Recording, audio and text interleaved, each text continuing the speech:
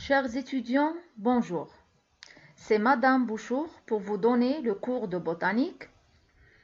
Aujourd'hui, on va entamer le chapitre 4. J'ai consacré un seul cours pour ce chapitre pour donner juste l'essentiel. Le chapitre 4, c'est les bryophytes ou mousses.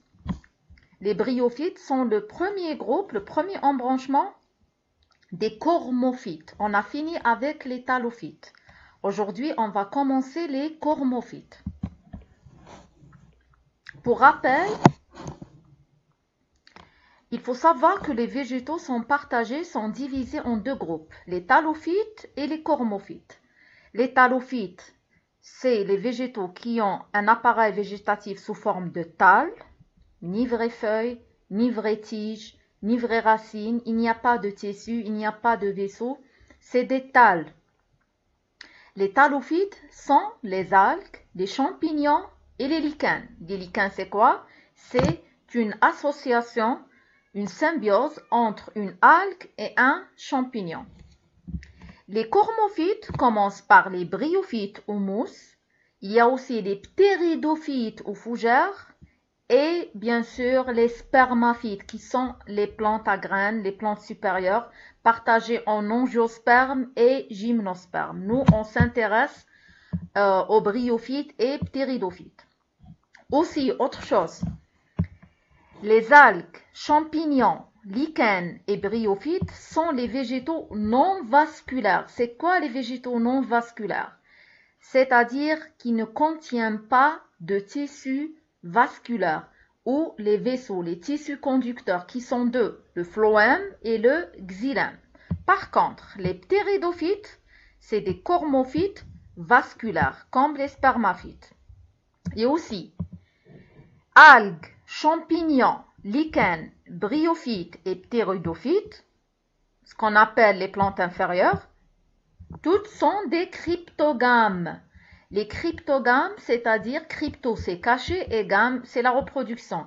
Ils ont des organes reproducteurs et une reproduction qui n'est pas apparente, qui est cachée. Par contre, les spermaphytes ou les plantes supérieures, angiospermes et gymnospermes, c'est des phanérogames, c'est le contraire. Les organes reproducteurs ne sont pas cachés, ils sont apparents. C'est très important cette classification, il faut la comprendre. Bon, maintenant, c'est le passage entre des thalophytes vers les cormophytes. Quelle est la différence entre les thalophytes et les cormophytes? Les thalophytes, c'est-à-dire algues et champignons et lichens, chez les thalophytes, le sporocyste ou gamétocyste renferme les spores ou les gamètes et donc limité par une paroi de la cellule mère. Chez les thalophytes, on a des formes qui s'appellent les sporocystes qui donnent les spores et des formes qui s'appellent les gamétocystes qui donnent les gamètes. Ces deux structures sont juste enveloppées par une paroi. Par contre, chez les cormophytes, au cours des premières divisions de la cellule mère, bien sûr, tout ça, sporocyste et gamétocyste, ça vient d'une cellule mère, khaliya Au cours des premières divisions d'une cellule mère, une ou plusieurs assises, c'est-à-dire couches, pluricellulaires limitant l'organe au sein duquel se produiront spores ou gamètes sont mises en place.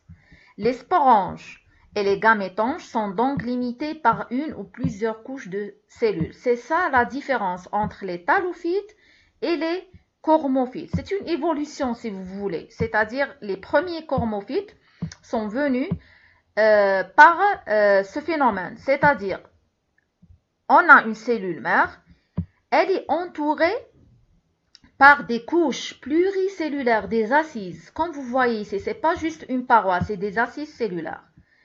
Et cette forme donne ce qu'on appelle, à la place de gamétocyste, maintenant on a un gamétange. Et à la place des sporocystes, on a maintenant des sporanges. Ce n'est pas la même chose. C'est plus évolué.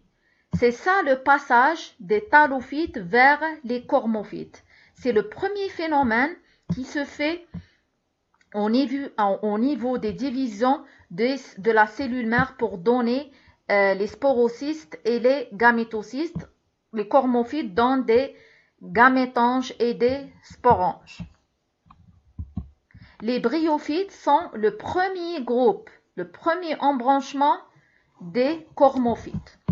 Le groupe le plus primitif, bida'i, est simple des cormophytes car elle ne contient pas les tissus vasculaires. C'est des cormophytes, mais il n'y a pas encore de tissu vasculaire. Il n'y a pas encore de phloème et de xylème. Autre chose, chez les bryophytes, il n'y a pas de racines. On ne trouve pas de racines chez les bryophytes. On trouve juste des rhizoïdes, des structures, des formes qui ressemblent aux racines, mais ce n'est pas des racines. Il y a des tiges, de petites feuilles, mais pas de tissu vasculaire et pas de racines. C'est un embranchement de végétaux de petite taille. C'est des végétaux de petite taille. Ils sont chlorophylliens, c'est-à-dire il y a de la chlorophylle automatiquement photosynthétique et autotrophe. Et vivant généralement dans des lieux humides et ombragés. Il leur faut de l'humidité pour faire la reproduction et aussi l'ombre, ombragé, c'est-à-dire l'ombre, الظل. Les bryophytes possèdent les deux premières adaptations qui ont permis le passage des plantes à la terre ferme. C'est l'évolution des talophytes pour pouvoir vivre sur la terre, au sol. Il y a deux phénomènes qui ont permis cette évolution. Le premier phénomène, c'est la cuticule cireuse qui les enveloppe et retient l'eau. Il y a plus de rétention d'eau à l'intérieur. Et le deuxième phénomène, le plus important, c'est la capacité de produire des gamètes qui se développent à l'intérieur des gamétanges. On n'a plus de gamétocystes, on a un gamétange, une structure avec des couches pluricellulaires à l'extérieur. C'est le gamétange. Maintenant, la classification des bryophytes. Les bryophytes sont divisés en trois classes différentes. La première classe, c'est la plus importante, si vous voulez, c'est la plus grande classe, la plus importante, et c'est les bryophytes proprement dites, c'est les mousses. D'ailleurs, les bryophytes sont appelés aussi mousses. Les mousses, comme vous voyez sur l'image, c'est des bryophytes les plus répandus et les plus riches en espèces. Les bryophytes au sens strict, et elles sont divisées, les mousses, en trois ordres différents. Les bryales, les sphaniales et les andréales. La deuxième classe, c'est les hépatiques, les marchantiophytes. Les hépatiques ont une forme complètement différente. Comme vous voyez ici, c'est des feuilles aplaties qui ressemblent, c'est pour ça qu'ils sont appelés hépatiques d'ailleurs, c'est par rapport au foie, kabit. Et l'appareil végétatif est formé d'un large ruban chlorophyllien ramifié, aplati et appliqué au substrat, comme vous voyez sur l'image. Il y a trois ordres aussi, les marchantiales, les gingermaniales et les medgériales. La troisième classe, c'est la plus rare, c'est les onthocérotes. Les onthocérotes, ils ressemblent un peu aux hépatiques, à la deuxième classe, mais avec une longue capsule. Peu nombreux, ils ressemblent aux hépatiques, mais ils diffèrent par une capsule. C'est quoi la capsule? On va parler de la capsule. La capsule, c'est le sporange. Le sporange des bryophytes s'appelle capsule. Comme vous voyez ici, il ressemble aux hépatiques, mais il y a cette capsule qui est longue, qui s'allonge sous une forme d'une corne. Il y a un seul ordre qui est les onthocérales. Ça, c'est pour la classification des bryophytes. Dans mon cours, je vais insister sur la première classe, la classe des mousses. On va faire la première classe. La classe des mousses, bryophytes proprement dite. La description, c'est des végétaux invasculaires terrestres. Bien sûr, comme tous les bryophytes, il n'y a pas de tissu vasculaire, invasculaire, terrestre qui vivent sur la terre. Elles ne possèdent ni racines, ni vrai système vasculaire. Issu du développement de la spore méiotique, le protonéma. La spore méiotique, quand elle germe, on va voir ça après dans le cycle de vie, elle va donner un petit filament qui s'appelle le protonéma. Ce protonéma va se développer en un pied de bryophyte. La présence de rhizoïdes au lieu de racines et l'absence de feuilles vraies sont considérés comme des caractères primitifs. Il y a une absence de racines, il y a des rhizoïdes à la place des racines, il n'y a pas de vraies feuilles, c'est des petites feuilles. Une mousse est toujours formée d'un gamétophyte, donne les gamètes, et d'un sporophyte qui donne les spores par la capsule, en plus des rhizoïdes pour se fixer au substrat. N'importe quelle mousse est formée de deux parties. Le gamétophyte, comme vous voyez ici, c'est la partie verte, la partie végétative, qui va donner après des gamètes. Et après la fécondation, il y a apparition d'une deuxième partie qui est le sporophyte, comme chez les algues. Mais chez les algues, le gamétophyte et les sporophytes sont séparés dans le temps. Ici, non. Ils sont attachés. Regardez. Il y a gamétophyte. Après fécondation, il y aura un sporophyte juste au-dessus. Je vais expliquer ça après. Maintenant, les trois ordres de la classe des mousses. Il y a trois ordres. Il y a l'ordre des bryales. Le deuxième ordre, c'est les sphaniales. Et le troisième ordre, c'est les andréales. J'ai donné juste un résumé pour voir la différence dans la morphologie. Regardez la différence entre les trois ordres. Le premier ordre, les bryales, c'est les plus importants et c'est la forme typique des mousses. Voilà la forme typique des mousses. Une mousse, qu'est-ce qu'il y a chez une mousse? Il y a premièrement les rhizoïdes pour se fixer. C'est beaucoup plus pour la fixation sur un support. Il y a une petite tige. Il y a de petites feuilles. La petite tige avec les feuilles, c'est les gamétophytes. C'est quoi gamétophyte? C'est-à-dire c'est la structure qui va donner après des gamètes. Après la fécondation et tout, il y aura le sporophyte. Le sporophyte, chez les bryales ou la majorité des mousses, il est formé d'une soie. Une soie, c'est une petite tige qui porte la capsule. Et la capsule, c'est quoi? La capsule, c'est le sporange. C'est la forme, le sac qui forme à l'intérieur des spores. Les bryales, il y a une petite capsule creuse fabriquant les spores servant à la reproduction. Il y a aussi une présence de rhizoïdes. Par contre, chez le deuxième ordre, qui est l'ordre des sphaniales, il est différent. Regardez. Tout ça, premièrement, il n'y a pas de rhizoïdes chez les sphaniales. Il n'y a pas de rhizoïdes. Il y a ce qu'on appelle le gamétophyte, il est grand. Regardez, tout ça, c'est le gamétophyte avec des feuilles un peu plus grandes et la disposition, ils sont disposés en spirale. Et ça, c'est le sporophyte. Il est tout petit, comme vous voyez ici. Il est très petit par rapport au gamétophyte. Ça, c'est l'ordre des sphaniales. Pas de rhizoïdes. L'absorption se fait par les feuilles et les tiges. Il n'y a pas de rhizoïdes. Très petit sporophyte, comme vous voyez ici. Et les feuilles sont disposées en spirale. Maintenant, le troisième ordre, les andréales, il ressemble beaucoup au premier ordre des bryales, mais la différence, c'est la taille de la capsule. Il y a une grande capsule et cette capsule ne s'ouvre pas par l'extrémité comme chez les bryales. Elle s'ouvre par 4 fentes, et elle est volumineuse ou grande. Voilà les trois ordres de la classe des mousses, la première classe des bryophytes, la classe des mousses. Maintenant, on va passer à la reproduction des mousses.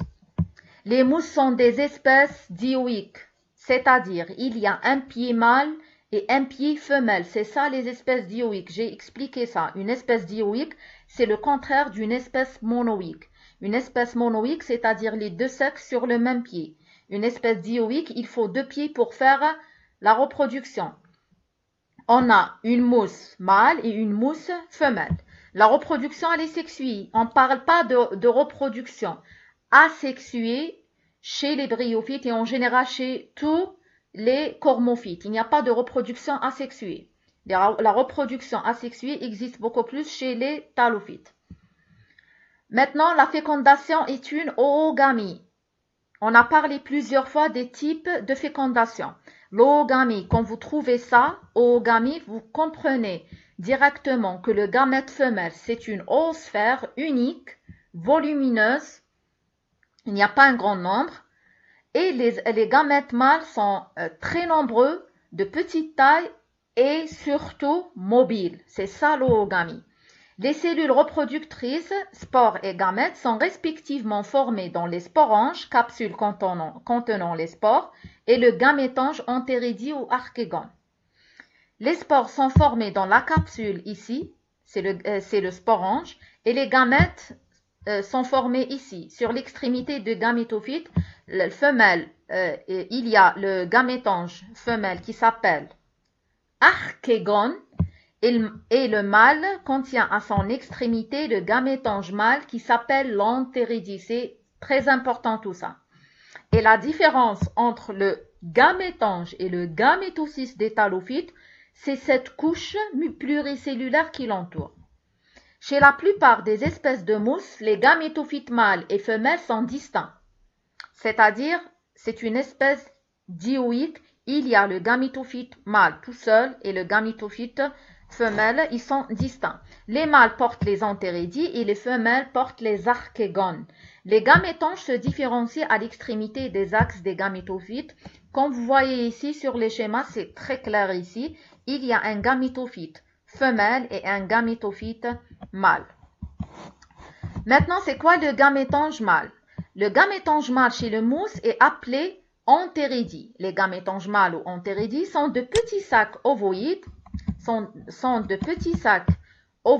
comme vous voyez ici, c'est ça l'entéridie, les ovoïdes, portés par un court pédicelle, une petite tige, et limité par une enveloppe pluricellulaire. C'est pour ça que c'est un gamétange et non gamétocyste, puisqu'il y a une enveloppe pluricellulaire. À maturité, ils sont remplis d'entérozoïdes biflagellés. C'est les gamètes mâles. Pourquoi entérozoïdes? J'ai expliqué quand vous trouvez zoïde, c'est-à-dire mobile. Il y a des flagelles déjà. Entéro, c'est la même chose que spermatozoïde, mais on ajoute entéro pour dire qu'ils viennent des entéridies. C'est pour ça qu'ils sont appelés entérozoïdes. Biflagellés, il y a deux flagelles, les gamètes mâles qui seront disséminés, c'est-à-dire dispersés. Il y a une dispersion des gamètes mâles. Le gamétange femelle, ou archégone, le voilà, il a une forme de bouteille. Comme vous voyez ici, on dirait une bouteille qui contient une oosphère ou un gamète femelle. C'est ça les gamétanges mâles et femelles. Maintenant, on continue. Les spermatozoïdes nagent dans une mince couche humide. Les mousses sont couvertes d'humidité, d'eau. L'eau est indispensable pour la reproduction des mousses ou des plantes inférieures en général. Il leur faut de l'humidité pour faire la reproduction. Vers l'archégone et féconde l'oosphère, comme vous voyez ici. Il y a l'entéridie ici à l'extrémité. Il y aura des entérozoïdes qui vont nager vers l'archégone juste à côté, sur le pied qui est juste à côté, pour féconder l'oosphère. Le zygote diploïde se divise par mitose et devient un embryon. Ce zygote, il va germer. Quand je dis division par mitose, je veux dire germination. Qu'est-ce qu'il va donner? Il va donner la deuxième partie de la mousse, qui est le sporophyte diploïde. Le gamétophyte, il est haploïde, le sporophyte, il est diploïde. Le jeune sporophyte, encore attaché au gamétophyte, il est attaché au gamétophyte femelle. Tout ça se passe sur le gamétophyte femelle, ici. Il y aura, comme vous voyez ici, la germination d'un petit sporophyte. Laisse croître une longue tige qui est quoi? La longue tige, c'est la soie. La soie qui se termine, au bout de la tige, se développe un sponge qui est la capsule dans laquelle se développent des spores haploïdes par méiose. Il y aura ici une méiose pour avoir plusieurs spores haploïdes et les spores se dispersent quand le sponge éclate. La capsule va s'ouvrir et les spores vont disperser pour tomber sur le sol, et quand il y aura les conditions favorables, il y aura une germination et cette germination commence par qu'on appelle le protonéma. Le protonéma, c'est le premier filament qui sort des spores haploïdes chez les mousses. Et après ça, il y aura un nouveau gamétophyte, comme vous voyez ici, un nouveau gamétophyte avec une tige et de petites feuilles, et le cycle se répète. Voilà le cycle de vie d'une mousse typique. On peut le résumer sur le schéma présent, mais il y a plusieurs d'autres schémas sur mon cours. Vous pouvez toujours revenir au cours. Il y a plus d'explications et plus de schémas. Vous voyez ici, on commence par un dioïque. Quand je dis espèce dioïque, c'est-à-dire toujours on commence le cycle par deux plantes, deux pieds. On a un gamétophyte mâle et un gamétophyte femelle. Le gamétophyte mâle se termine par les antéridies, le gamétophyte femelle par les archégones.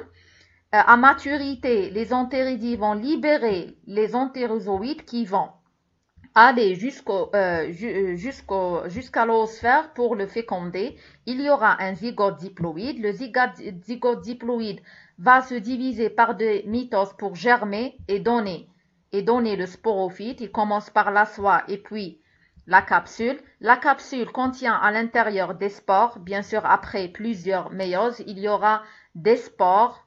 Et les spores vont être libérés après éclatement de la capsule. La spore va germer pour donner le protonéma. Le protonéma, il va se développer en gamétophyte et le cycle se répète. Il y a deux phases égales, une phase haploïde et une phase diploïde. De ce fait, le cycle de vie d'une mousse est un cycle digénétique haplo-diplophasique. Voilà pour le chapitre 4 ou les bryophytes. Il est facile, il faut juste essayer de comprendre à partir du cours et à partir de cette présentation. Et bien sûr, si vous avez des questions, vous pouvez les poser toujours en m'envoyant un mail et je vais essayer de vous